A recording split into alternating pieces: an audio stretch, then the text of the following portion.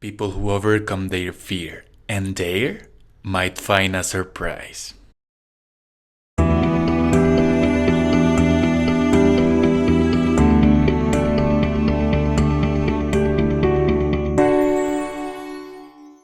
Hey everyone, welcome back again to your podcast S2Cube Success and Subjectivity for the Society. Welcome back, guys, to another video reaction of the saga Star Wars of the new trilogy. Originally, I had the idea of doing these video reactions of scenes from the movie Star Wars and the Last Jedi released in 2017, but when I got the idea of doing this little project, I thought that it would be interesting to do a general conclusion after doing the summary of different episodes of the Star Wars new trilogy. Because as I told you last time, I thought it could be a good idea and I thought it would be necessary to do the compilation of different Star Wars movies. Because there are scenes that are connected and one leads us to the other one. And the thing here is that one scene happens in the previous movie and the other one happens in the current movie that I am analyzing. In this case, Star Wars and the Last Jedi released in 2017. So guys, in this video, I am so excited because I'm gonna do a new video reaction to a new scene of the previous movie, and I'm even more excited because I'm gonna react to the scene that closes the movie. I mean the closing part of the movie, just before showing the credits, which is a scene that generally the movies industry leave like that to leave the audience with the curiosity of, oh, what will happen in the next movie. Alright, so I'm gonna do my new analysis based in my point of view, always with the focus of my perspective of mental health analysis. Before introducing you the topic that we're gonna talk about today in this video reaction of Star Wars and The Force Awakens 2015, I wanna let you know that I've already made a video analysis of the scene where Luke teaches Rey her first lesson of her training as a Jedi in the island in Star Wars and The Last Jedi released in 2017. So if you haven't checked that video out, you can click here above my head here in this corner and you're gonna find the link so you can go and check it out. Alright guys, so based in the previous videos that I have already made, I don't want to make this intro very long because it's a little bit uncomfortable and you get distracted. I want to go straight to it, to the point. We're gonna analyze the scene where Rey meets Luke at the island. Remember that she goes looking for Luke Skywalker at the island because that was the only hope that the Resistance had after Kylo Ren killed Han Solo, his own father, and they needed Luke Skywalker to create a new Jedi Order because remember that he trained a previous Jedi Order and one of his apprentices betrayed him,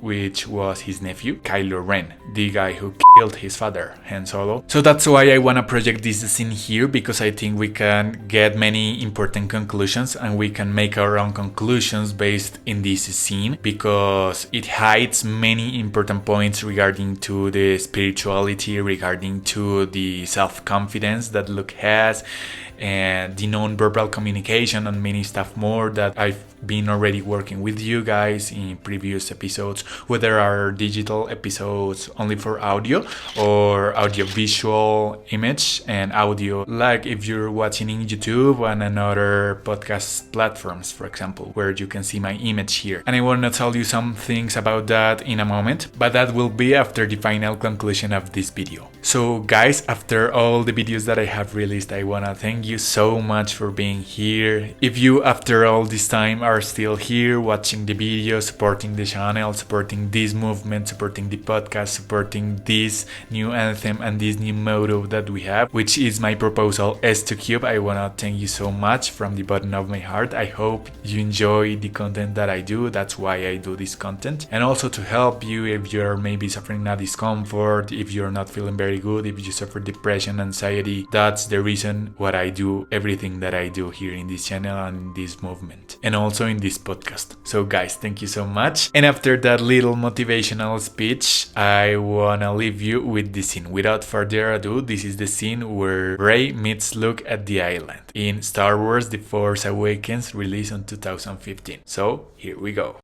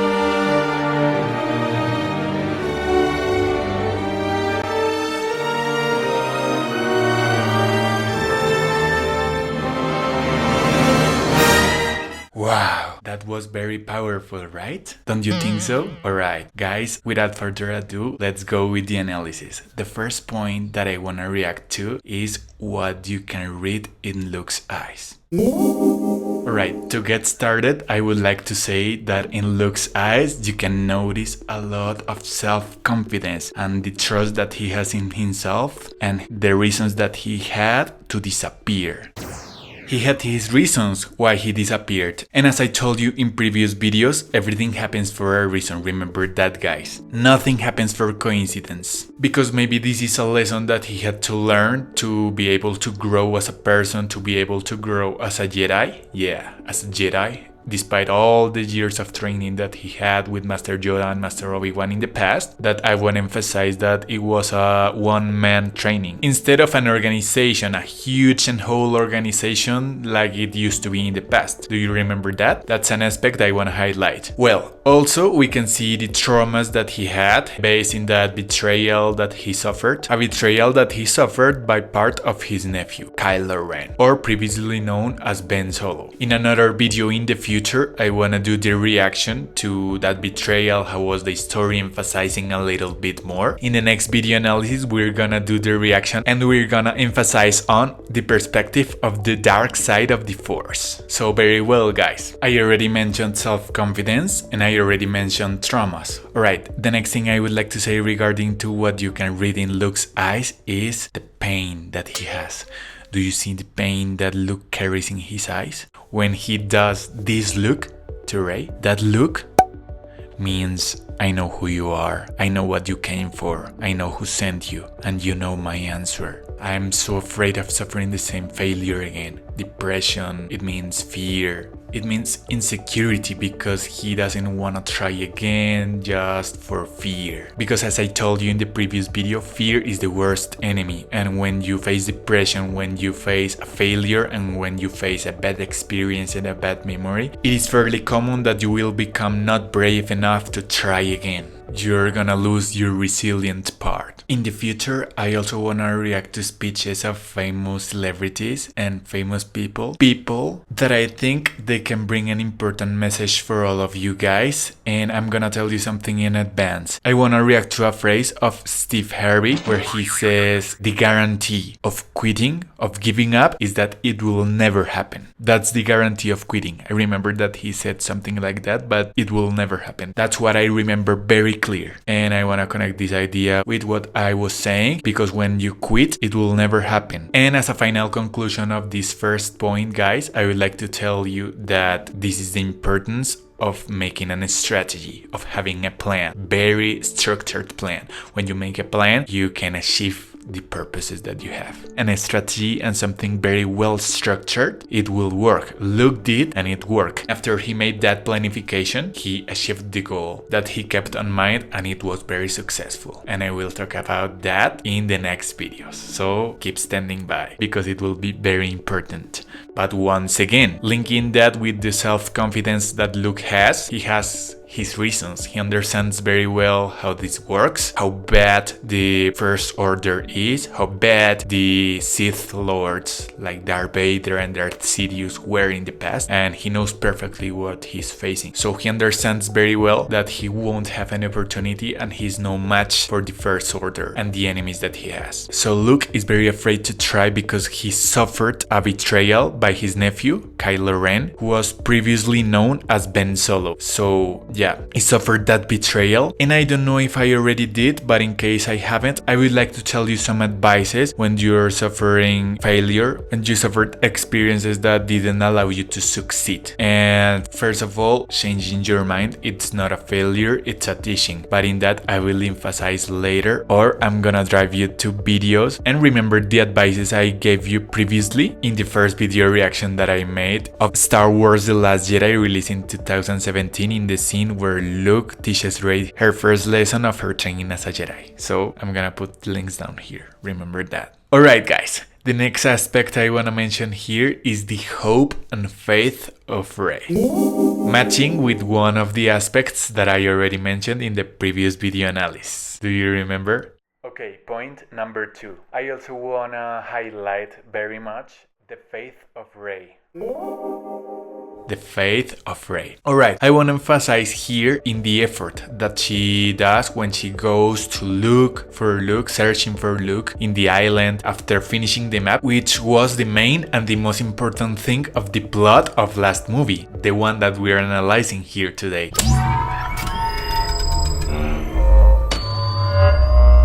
This map's not complete. It's just a piece. Ever since Luke disappeared, people have been looking for him. Why did he leave? He was training a new generation of Jedi. One boy, an apprentice, turned against him, destroyed it all. Luke felt responsible. He just walked away from everything. Do you know what happened to him? A lot of rumors, stories. So in this movie, the plot was to complete the missing parts of the map to be able to follow it and find Luke Skywalker, who was living in the island, in the exile. Do you remember why? Well, it's for that reason. General, R2-D2 may contain some much-needed good news. Tell me.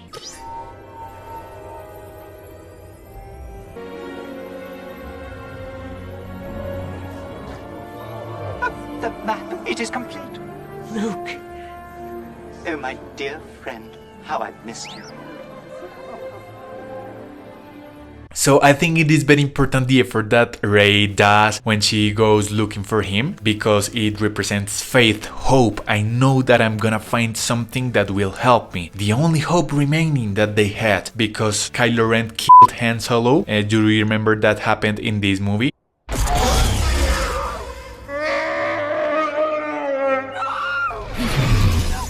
Thank you.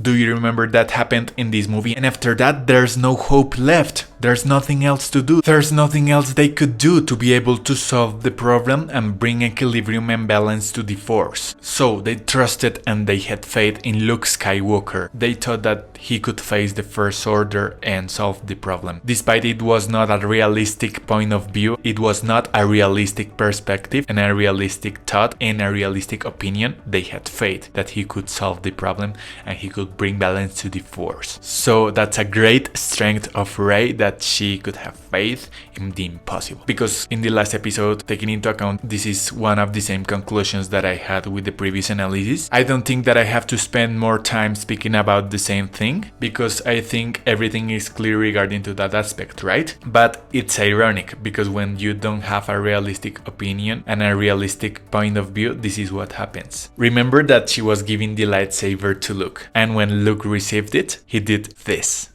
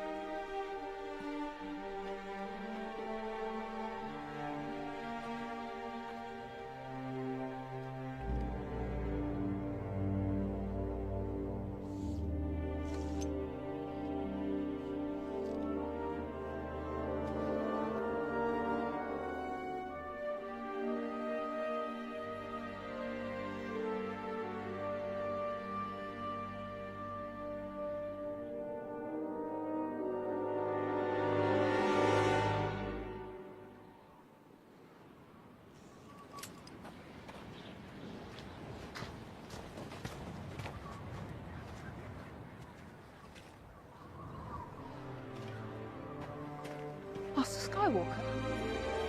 Wow, that was so mind-blowing, right? Because I had everything. My faith that he's gonna come with us and he's gonna help us to dismantle the First Order and face it and put it down. And he did what we saw, just like that. He threw the lightsaber away, just like this. Well, that response meant just go away, like he said, because he was sure and he knew perfectly one of the points in the first aspect I mentioned. Do you remember the self-confidence? All these years that Luke spent training and everything he learned, and he knew he had no opportunity and he was no match for the First Order, and what was going to happen if he faces them? They will destroy him. So he knew he couldn't be involved again. He couldn't be involved himself again in any fight against the First Order or against anyone because he didn't have opportunity to win that fight. And I also would like to explain you here that we gotta develop that capacity of realizing and understanding the conclusions that life has to teach us in determined situations like this, because he did that for a reason, and that's a lesson that we gotta learn. What does it mean? Why did he throw the lightsaber like that? Doesn't this mean something? Rey had her purpose and her objective very clear. I'm gonna find Luke and I'm gonna bring him with me to the Resistance. But she didn't know everything that he knows. But that wasn't the only reason Rey came looking for Luke, right? She was also looking for him to be able to learn something, to be able to get a master she needed. Alright? Because otherwise she wouldn't have run that risk. She wouldn't have taken that risk. What do I mean? The risk of going looking for him. But if he wanted to disappear and to escape from everything and everyone, why did he leave a map? Luke didn't leave clues behind with his whereabouts information so he could be found as such. But remember that Han states it was believed that Luke travelled to the first Jedi temple, and the location of that temple was a secret to the rest of the galaxy. People that knew him best think he went looking for the first Jedi temple. And remember that R2-D2 in the first trilogy gathered some information from the Death Star which would be able to cross-reference with the piece that Lor San Tekka provided to Poe Dameron and was kept inside BB-8 the whole time, so the first Jedi temple could be found. Therefore, it wasn't a map to Luke Skywalker, but a map to Acto, and the Resistance was hoping and begging that Luke was there. Because the map could have been mistaken and she could have lost her trip. And when she's there after investing time in the ride to be able to get there, never mind is the speed light, never mind how fast can it go, she spends time going looking for him, she spends effort, she spends, let's say for example, fuel in the spaceship for nothing. That's a risk, and that contributes with more value to the faith and the hope that Rey has, because she invested all of that to be able to make an effort to find Luke, and she was a manifestation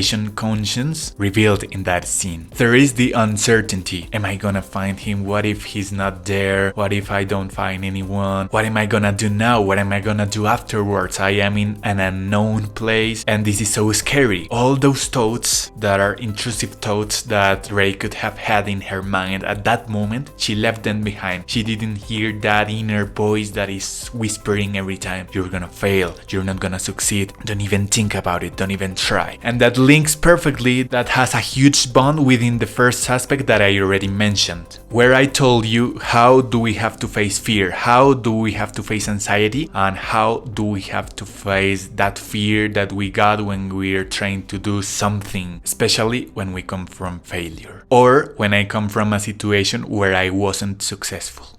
Alrighty guys, so now I wanna keep going with the next aspect I wanna mention here, which is the success and the advantages of taking risks. Do you remember the first phrase that I mentioned in this video in the beginning part? Those who dare might find a surprise. What do I mean with that? The success that she had when she found Luke. She found him. That was incredible. Why? Because maybe she wouldn't have found him, and all the reasons that I explained you in the previous aspect, but she found him. She made it, and that's the surprise you can find, you might find if you take risks. And that's also linked with the phrase of Steve Harvey that I already mentioned. If you give up, it will never happen. But the only way the possibility remains that it can happen is if you never give up no matter what. When you take risks, you're gonna highlight among the other people who don't take risks, and you're gonna shift your purposes, and you're gonna be a special person highlighted on the crowd. Remember that, guys.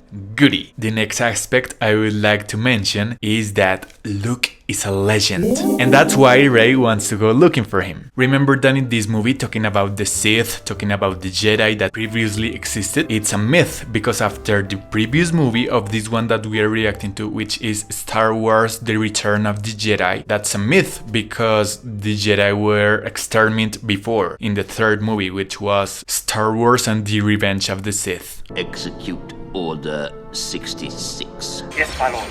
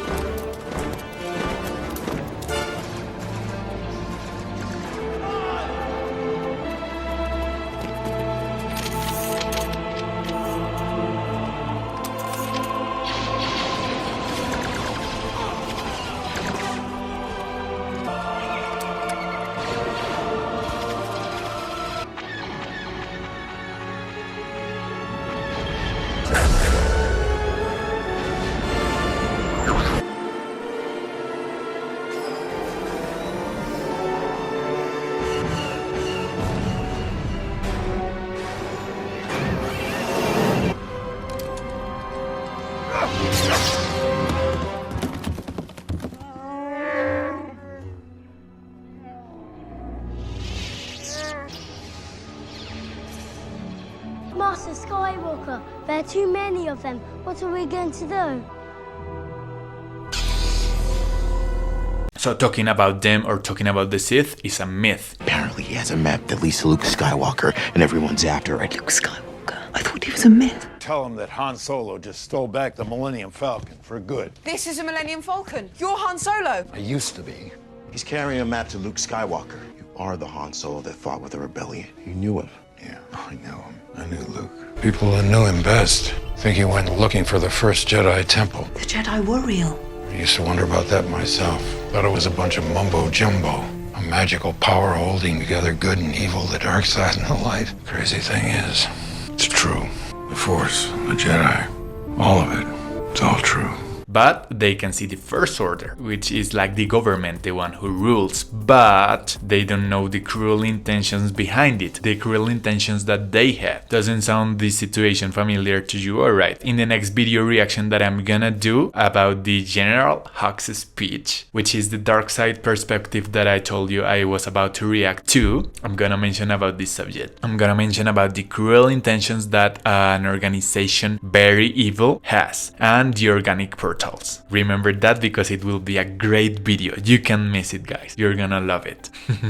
So it is kind of a conspiracy theory to talk about the Jedi and the Sith. And Rey, when realized that it is true, she had faith and she go looking for Luke and she did everything, the impossible, even the impossible things to be able to find the remaining and missing parts of the map that had R2-D2. And when he wakes up after the death of Han Solo, they find it and Rey immediately goes looking for Luke. So now the next aspect I would like to mention is the trust in heroes. We gotta be careful with this one because always after a faith, a blind faith that we have in heroes might be a betrayal. Why? Not because they wanna be evil or something like that. It is because they have had success throughout their lives and they might have something very dangerous, which is ego. When they have ego, when they start to believe they are superior than other people, thing that often comes accompanied by fame, by money and everything, when they don't come together, which is almost never because they always come together, fame and money and success and approval from people and everything that comes in that world, they can become very dangerous people because you have power, and when human beings have power, they started to lose their sanity and they start to act based in blindness and they don't think before acting and some stuff like that. Human beings have ambition. As one of my previous guests mentioned before, which was Marco. Do you remember that? I'm gonna put this clip. Todo el mundo no piensa sino en su provecho propio, pasando por encima de todo. Por eso deberíamos tocar, digamos, el tema de la ambición. Entonces, en cuanto a la ambición, si lo vemos desde un punto de vista lógico, ¿qué es la ambición? Es pasar por encima del que sea.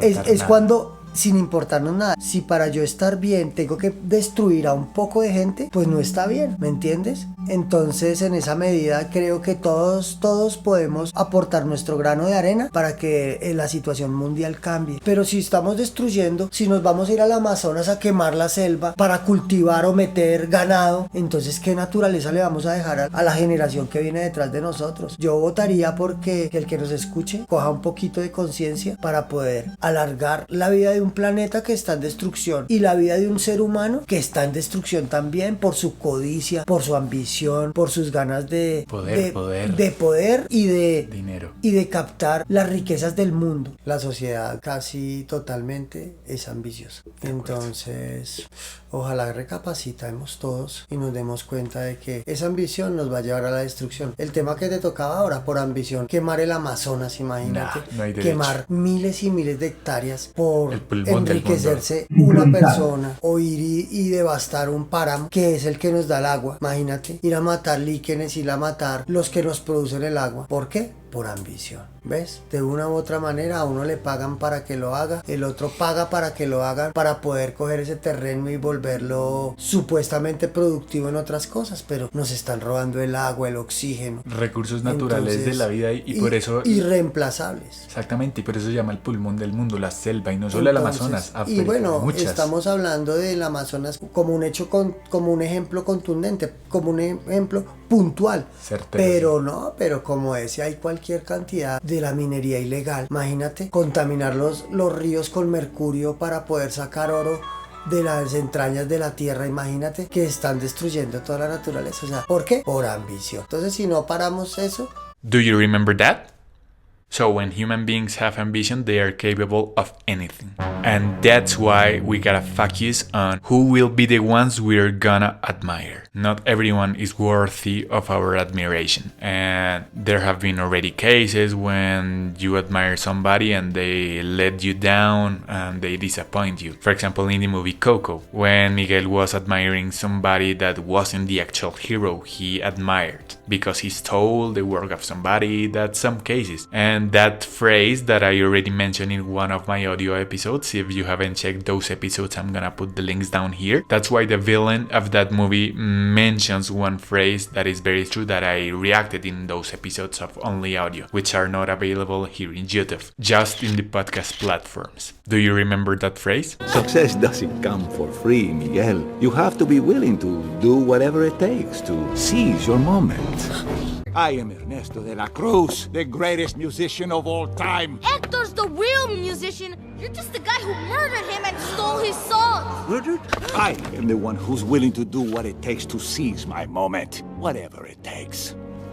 No! So, if you didn't focus your admiration on somebody who is worthy to be admired, probably you're gonna have a possible disappointment. Because when you feel admiration towards somebody, that's energy. And remember that energy influences the most intimate part of human beings. Because we are all energy, as Nikola Tesla said once. So, remember that the importance of a hero is the legacy that that hero promotes. And the other important thing that we gotta do is to follow their legacy, follow their steps. That's what heroes are made for. Alright guys, so those were all the aspects that I wanna mention in this video, because remember that I told you that I wanted this to be a short video and mentioning all the crucial and important things, but not keep speaking too much about them. So I wanna leave it here and leave everything for the next video, where I'm gonna talk about organic portals. And remember that I'm talking about the video reaction of Star Wars. In other videos I'm gonna upload interviews and another stuff of other kind, alright? So remember that in the next video reaction I'm gonna talk about General Hux and his speech. I'm gonna focus in the negative emotions and I'm gonna focus in the dark side of the Force. You can't miss it, so keep standing by as I already told you. So yeah, to be able to not making this too long, I'm gonna leave it here. And remember that I analyzed this scene because to be able to keep doing the reflection line of movies that I'm doing here, I can not only analyze to the scenes of that movie, I need to analyze everything together, alright? To be able to do a complete point of view and a huge analysis so you can understand it. So yeah, in the next videos I'm planning to release, it includes the General Hux speech, and I'm trying to include the movie Facing the Giants that I already mentioned, and speech of the cartoon Tintin, The Adventures of Tintin, and also the speeches and interviews and scenes of movies. And regarding to the interviews